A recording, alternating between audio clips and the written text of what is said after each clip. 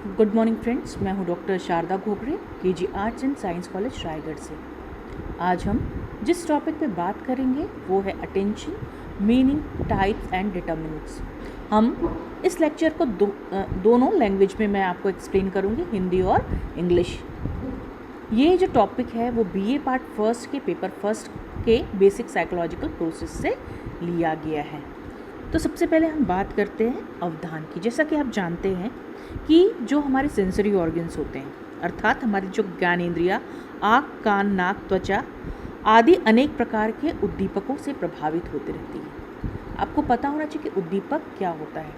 कोई भी व्यक्ति, वस्तु, घटना जो कि हमारे ज्ञानेंद्रियों को प्रभावित करती है उसको हम उद्दीपक कहते हैं। लेकिन हम वातावरण में उपस्थित सभी उद्दीपकों के प्रति अनुक्रिया नहीं करते, बल्कि हम अपनी इच्छा या आवश्यकताओं के अनुसार उन में से कुछ खास उद्दीपकों का चयन कर लेते हैं और उनके प्रति अनुक्रिया करते हैं। और इस तरह की चयनात्मक प्रक्रिया को ही मनोवैज्ञानिक भाषा में अवधान या ध्यान कहा जाता है। अब हम बात करेंगे विभिन्न मनोवैज्ञानिकों ने किस तरीके से अवधान को परिभाषित करने का प्रयास किया है। तो सबसे पहली जो परिभाषा है वो दी है मॉर्गन, किंग, वीज और स्कोपलर ने 1986 में। उन्होंने क्या कहा है कि अवधान क्या होता है। उन्होंने कहा कि attention is the term given to perceptual processes that select certain inputs for inclusion in our consciousness, experience or awareness at any given time। अर्थात अवधान उस प्रत्यक्ष ज्ञानात्मक प्रक्रिया को कहा जाता है जिसके द्वारा कुछ निश्चित उद्दीपकों को दिए हुए समय में हम अपने चेतन अनुभूतियों में लाने का प्रयास किया करते हैं। मैटलिन ने इसको 1983 में परिभाषित करते हुए कहा है कि मानसिक क्रिया की एकाग्रता ही ध्यान है। अर्थात जब हम किसी उद्दीपक पर अपनी समस्त मानसिक प्रक्रियाओं को केंद्रित करते हैं तो उसे ही अवधान कहा जाता है। ए.के. सिंह ने 2001 में इसको पुनः परिभाषित करने का प्रयास किया है और उन्होंने क्या कहा है कि अवधान क्या है। उन्होंने कहा है कि अवधान एक चयनात्मक मानसिक प्रक्रिया है जिसमें कि हम एक निश्चित बॉडी पोस्चर को बनाकर किसी पर्टिकुलर टास्क या स्टिमुलस पर अपने एकाग्रता को एकाग्रचित करते हैं। इन परिभाषाओं का यदि हम विश्लेषण करें तो हमें अवधान के संबंध में विभिन्न विशेषताएं देखने को मिलती हैं। पहला है कि अवधान एक चयनात्मक मानसिक प्रक्रिया है। It is a selective mental process. अर्थात कि हम अपने समक्ष उपस्थित सभी उद्दीपकों पर ध्यान नहीं देते, बल्कि अपनी इच्छा, आवश्यकता या उद्दीपकों की कुछ खास विशेषताओं के आधार पर ही हम अपने वातावरण में से उद्दीपकों को चुन लेते हैं और उस पर ध्यान देते हैं। जैसे यदि आप क्लासरूम में प्रेजेंट है तो आप उस टाइम अपने टीचर का भाषण सुनते समय शिक्षक की आवाज़, उसका चेहरा, उसके फेशियल एक्सप्रेशन, इन सब चीज़ों पर अटेंशन फोकस करते हो, ना कि क्लासरूम में प्रेजेंट आपके फ्रेंड्स और अदर स्टिमुलस जो प्रेजेंट है उस पर आप ध्यान देते हो। दूसरी चीज़ है इट इन्वॉल्व्स बॉडीली एडजस्टमेंट। अर्थात कि इसमें एक विशेष तरीके का शारीरिक अभियोजन पाया जाता है और ये शारीरिक अभियोजन मुख्यतः 3 तरह के होते हैं। पहला ज्ञानेंद्रियों में अभियोजन जिसको कहा जाता है एडजस्टमेंट इन सेंसरी ऑर्गन। दूसरा है एडजस्टमेंट इन बॉडीली पोस्चर अर्थात शारीरिक मुद्रा अभियोजन। और तीसरा है मांसपेशियों के तनाव में परिवर्तन। जब भी व्यक्ति किसी उद्दीपक पर ध्यान देता है तो उसमें इन तीनों तरह का अभियोजन पाया जाता है। मान लीजिए कि कोई छात्र क्लास में शिक्षक के भाषण को ध्यानपूर्वक सुन रहा है। इस स्थिति में इन तीनों तरह का अभियोजन उसमें देखने को मिलता है।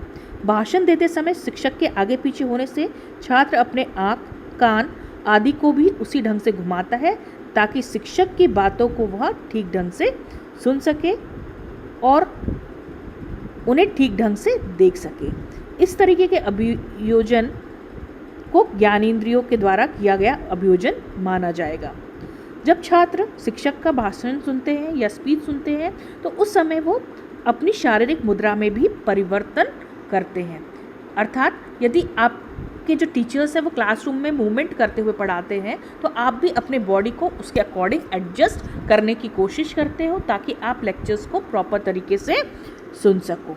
जब आप मान लीजिए कि आपका जो टीचर है वो क्लासरूम में एक कॉर्नर से एक कॉर्नर पे चला गया तो आप क्या करेंगे, अपने बॉडी को पूरी तरीके से टिल्ट करेंगे, घुमाएंगे ताकि आप अपने टीचर के लेक्चर पर पूरी तरीके से फोकस कर सको।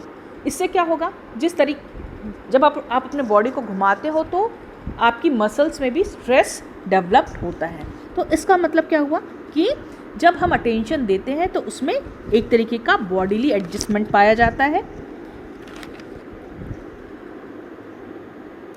नेक्स्ट है it involves the state of readiness. इसमें एक विशेष प्रकार की मानसिक तत्परता भी पाई जाती है। इसका परिणाम क्या होता है कि व्यक्ति किसी उद्दीपक के प्रति अनुक्रिया करने के लिए तैयार होता है। नेक्स्ट है attention has a limited span और रेंज। अर्थात कि जब हम किसी उद्दीपक पर अपना ध्यान केंद्रित करते हैं तो हम एट अ टाइम बहुत सारी चीज़ों पे कंसंट्रेट ना करके केवल कुछ चीज़ों पर ही कंसंट्रेट कर पाते हैं। उदाहरण स्वरूप अगर एक ही साथ किसी सामान्य व्यक्ति के सामने 20-25 भिन्न भिन्न प्रकार की रंगीन बिंदुएं कुछ समय के लिए उपस्थित करके हटा लिए जाए तो व्यक्ति उसमें से सामान्यतः 7 से 9 बिंदुओं के बारे में ही बतला पाएगा। मतलब आपका जो स्पैन ऑफ अटेंशन है वो 7+-2 है, जिसको मिलर ने भी बताया था कि एट अ टाइम हम 5 से लेकर 9 वस्तुओं पर अपने अवधान को केंद्रित कर सकते हैं। नेक्स्ट है attention has the property of fluctuation and shifting. इसका मतलब क्या हुआ कि अवधान में अस्थिरता तथा उच्चालन का गुण पाया जाता है।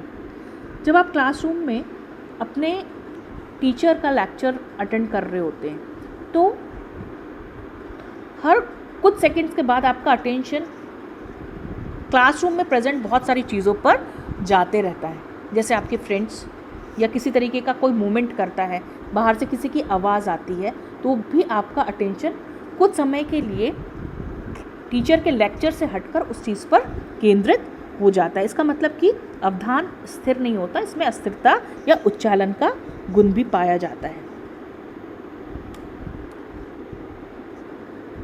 नेक्स्ट है there occurs division of attention. अर्थात अवधान में विभाजन का भी गुण पाया जाता है। जब व्यक्ति एक ही परिस्थिति में अलग अलग 2 या 2 से अधिक क्रियाएं करना प्रारंभ करता है तो वैसी परिस्थिति में व्यक्ति का ध्यान या अवधान उन सभी क्रियाओं पर होता है। इसे अवधान विभाजन भी कहा जाता है ना। जैसे फॉर एग्जाम्पल आप बुक पढ़ रहे हो और गाना भी सुन रहे हो तो इसमें क्या होगा, एक साथ आप 2 टास्क पर अपना अटेंशन फोकस कर रहे होते हैं। अब हम बात करेंगे अवधान के प्रकार की, कि अवधान के कौन कौन से प्रकार होते हैं। तो यहाँ पे हमने 5 प्रकार के अवधान के बारे में हम आज बात करेंगे। पहला है वॉलेंट्री अटेंशन जिसको कहते हैं ऐच्छिक ध्यान। दूसरा है इनवॉलेंट्री अटेंशन जिसको कहा जाता है अनैच्छिक ध्यान। तीसरा है हैबिचुअल अटेंशन जिसको कहा जाता है स्वाभाविक ध्यान। फिर चौथा है सेलेक्टिव अटेंशन जिसको चयनात्मक ध्यान कहा जाता है। और 5वां है डिवाइडेड अटेंशन जिसको कहा जाता है विभाजित अवधान। तो सबसे पहले हम चर्चा करेंगे वॉलेंट्री अटेंशन की जिसको ऐच्छिक ध्यान कहा जाता है। इसके नाम से ही स्पष्ट है कि इस तरह के ध्यान में व्यक्ति की इच्छा या आवश्यकता की प्रधानता होती है। जब व्यक्ति अपनी इच्छा या आवश्यकता अनुसार किसी वस्तु या उद्दीपक पर ध्यान देता है तो इसे ऐच्छिक ध्यान कहा जाता है। जैसे फॉर एग्जाम्पल कल आपका एग्ज़ाम है और आपके पास उस पर्टिकुलर सब्जेक्ट की बुक नहीं है तो आप मार्केट जाएंगे तो आपका पूरा अटेंशन किस पे फोकस होगा, जिस सब्जेक्ट का आपका एग्ज़ाम है उसकी किताब खरीदने पर आपका पूरा ध्यान होगा। मतलब अपनी आवश्यकता के कारण आप मार्केट गए हैं, स्पेशली मार्केट में वहाँ उस शॉप पर गए हैं जहाँ पर कि वो बुक अवेलेबल रहती है। दूसरा है अनैच्छिक ध्यान, मतलब आप ना चाहते हुए भी किसी वस्तु पर जब ध्यान देते हैं तो उसको हम अनैच्छिक ध्यान कहते हैं। जैसे क्लासरूम में क्लास चल रही है, अचानक ज़ोर से किसी चीज़ की गिरने की आवाज़ आएगी तो क्या होगा, आप नहीं चाहते हुए भी उस स्टिमुलस पर अपना अटेंशन फोकस करोगे। तीसरा है यहाँ पे हैबिचुअल अटेंशन, जिसको कहा जाता है स्वाभाविक ध्यान। स्वाभाविक ध्यान में व्यक्ति का ध्यान किसी वस्तु या उत्तेजना की ओर से उसकी आदत, प्रशिक्षण तथा अभ्यास आदि के कारण जाता है, तो इसे हम हैबिचुअल अटेंशन कहेंगे। नेक्स्ट है सेलेक्टिव अटेंशन। सेलेक्टिव अटेंशन मतलब जब आपके एनवायरनमेंट में बहुत सारी चीज़ें अवेलेबल हो लेकिन आप किसी एक पर्टिकुलर टास्क या एक्टिविटी पर अपना अटेंशन फोकस करते हो तो वो सेलेक्टिव अटेंशन कहा जाता है। नेक्स्ट है डिवाइडेड अटेंशन। डिवाइडेड अटेंशन मतलब एक साथ जब व्यक्ति 2 या 2 से अधिक वस्तुओं पर अपना ध्यान केंद्रित करता है तो उसको हम डिवाइडेड अटेंशन कहते हैं। जैसे बुक्स पढ़ते वक्त गाना सुनना या टीवी देखना, ये आपका डिवाइडेड अटेंशन का एग्जाम्पल है।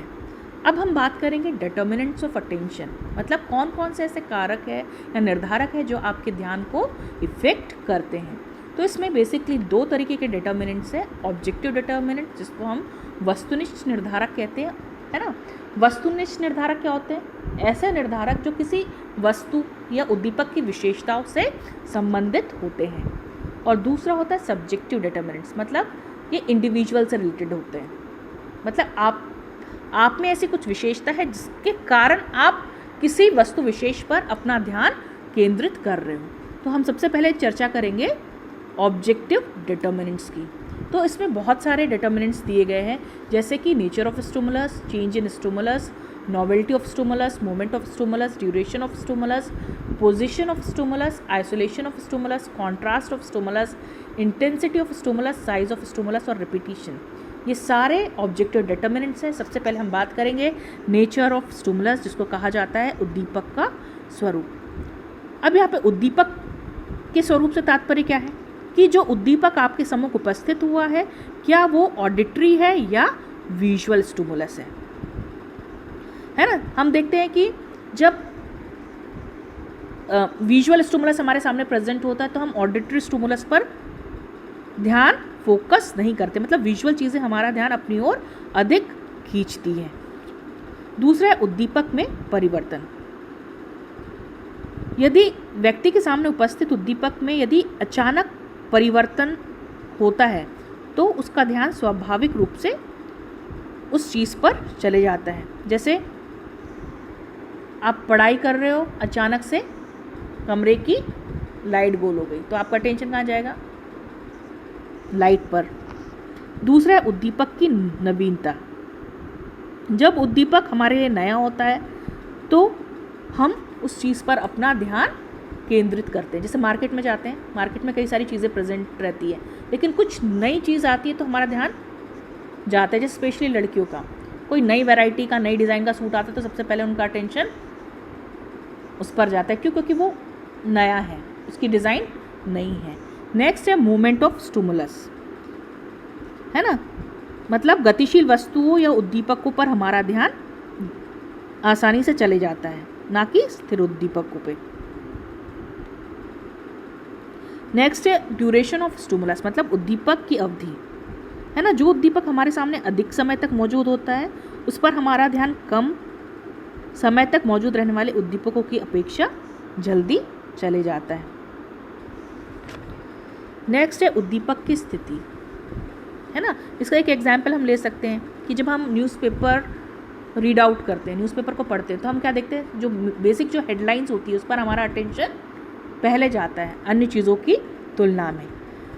नेक्स्ट है आइसोलेशन ऑफ स्टिमुलस, जिसको कहते हैं उद्दीपक का विलगन या अलगाव। जैसे फॉर एग्जांपल हम शादी की पार्टी में गए हैं, है ना, सब लोगों ने बहुत स्टाइलिश ड्रेस पहन के आई है लेकिन कोई एक लड़की है जिसने ऐसी ड्रेस पहनी है जो नॉर्मली हम वियर करते हैं, तो आपका अवधान कहाँ जाएगा, आपका अटेंशन कहाँ जाएगा? उस लड़की पर जिसने कि साधारण से कपड़े पहने हैं। तो इसको हम कहते हैं आइसोलेशन ऑफ स्टिमुलस। फिर है उद्दीपक का विरोध। इसका हम सबसे अच्छा एग्जाम्पल ले सकते हैं अनकॉमन पेयर, जैसे कि हस्बैंड वाइफ है, हस्बैंड बहुत लंबा है और वाइफ बहुत नाटी है, तो उस कंडीशन में क्या होगा, दोनों जो चीज़ें हैं वो कॉन्ट्रास्ट है, परस्पर विरोधी है, तो उसका ध्यान हमारी तरफ आसानी से चले जाएगा। फिर उद्दीपक की तीव्रता, हम कार ड्राइव कर रहे हैं नॉर्मल स्पीड से और अचानक तेज़ी से कोई कार हमारे साइड से निकलेगी, तो क्या होगा, हमारा अटेंशन वहाँ पर जाएगा, मतलब उसकी इंटेंसिटी ज़्यादा है, इसकी वजह से हमारा ध्यान उस पर जाएगा। दूसरा नेक्स्ट है साइज ऑफ स्टिमुलस, जिसको कहते हैं उद्दीपक का आकार। उद्दीपक का साइज़ यदि बहुत ज़्यादा बड़ा है तो आसानी से उस पर हमारा अटेंशन चला जाएगा। फिर है उद्दीपक की पुनरावृत्ति, इसका अर्थ है कि जब कोई उद्दीपक व्यक्ति के सामने बार बार उपस्थित किया जाता है तो स्वाभाविक रूप से उसका ध्यान उस पर जाएगा। जैसे कि हम मूवीज़ देखते रहते हैं तो नीचे ना ऐड चलते रहते हैं, कुछ लाइनें लिखी आती तो बार बार वो रिपीट होते रहती, तो हमारा ध्यान वहाँ पर बार बार जाता है। फिर इसके अलावा एक और है जिसको हम कहते हैं कलर ऑफ स्टिमुलस, है ना। आपने देखा होगा कि ब्राइट कलर्स पर आपका ध्यान आसानी से चला जाता है ना, फीके रंगों की अपेक्षा। अब हम बात करेंगे सब्जेक्टिव डिटर्मिनेंट्स की, है ना। सब्जेक्टिव डिटर्मिनेंट्स मतलब आप में ऐसी कुछ विशेषता है जिसके कारण आप उस दीपकों पर अपना ध्यान केंद्रित करते हो। तो सबसे पहले आदत, है ना। हर एक व्यक्ति की कुछ ना कुछ आदत होती है, किसी को पान खाने की आदत होती है, किसी को शराब पीने की, किसी को सिगरेट पीने की। तो इन आदतों के कारण क्या होता है, आपका ध्यान उन चीज़ों पर अधिक जाता है। फिर आवश्यकता, है ना। जैसे आप क्लासरूम में बैठे हो, लेक्चर अटेंड कर रहे हो, लेक्चर अटेंड करते करते आपको 6-7 घंटे हो गए। अब क्या होता है, 6-7 घंटे बाद स्वाभाविक रूप से आपको भूख लगना शुरू हो जाती है, तो आपका ध्यान किस पे जाता है, खाने पे। फिर उसके बाद इंटरेस्ट, है ना।